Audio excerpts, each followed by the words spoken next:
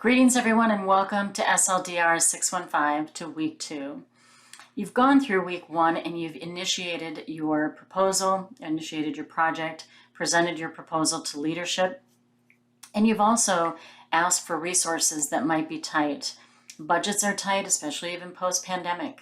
And so you're explaining to them what your portfolio fit is, how you fit into the larger mission and vision and goals and objectives of the organization.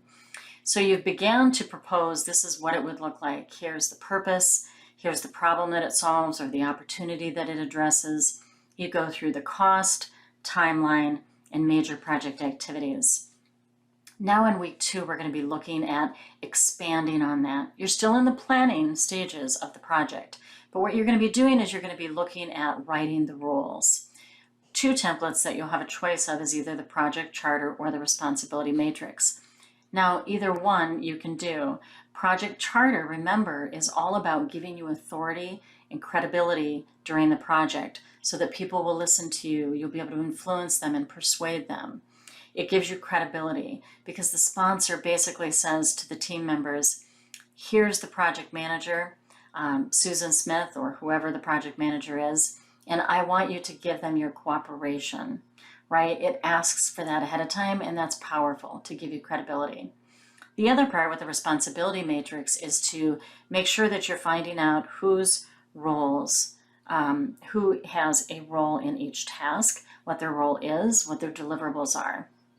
Makes it much easier to know exactly what you're supposed to be doing and not sometimes assuming. The other part of it is you're going to take now your statement of work or your scope of work that you started in the initiation proposal phase, and you're going to begin to expand on this. You're going to begin to draw out those steps in the scope of work, right? And you'll be able to create a better, more defined project. And when you do that, and you go through the statement of work, you continue to build on cost, time schedule, other components of it, you begin to build that project that is going to come on time, on budget, and with a high quality outcome. I look forward to seeing everything that you have in week 2, and I'll talk a little bit more about what's in Moodle. Just a quick spin through Moodle. In week 2, you're still initiating and defining the project. You'll be taking care of all of your reading assignments, reading Haas. That'll be in one of your forums that you'll be responding to this. How to manage complexities of diverse project teams. And project teams have unique challenges, so I think this is a great read. Then also you'll be watching your project management foundation, and then also how to lead a successful global team, cultural differences in negotiation and conflicts, how emotions differ across cultures. These are going to prepare you for the assignment that you have coming up, your cultural paper in week 3.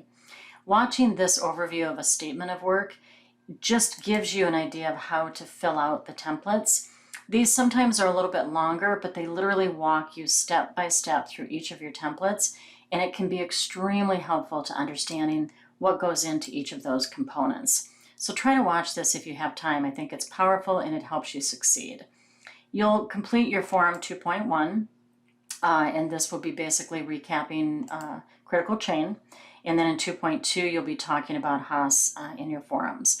Remember to engage, to have a full, robust original post, and that when you're responding, to have a substantial response that really expands the original post. It expands the discussion. You ask questions and kind of bring some of your own experience to light as well in these posts. This is your time to learn from each other.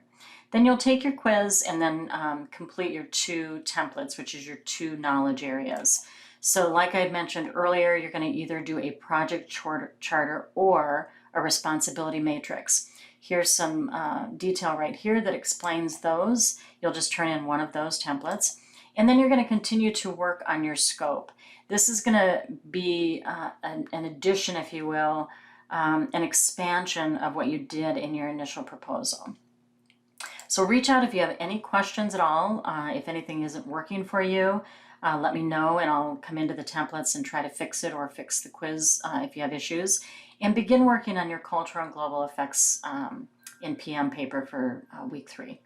If you have any questions, reach out, and I look forward to a great week.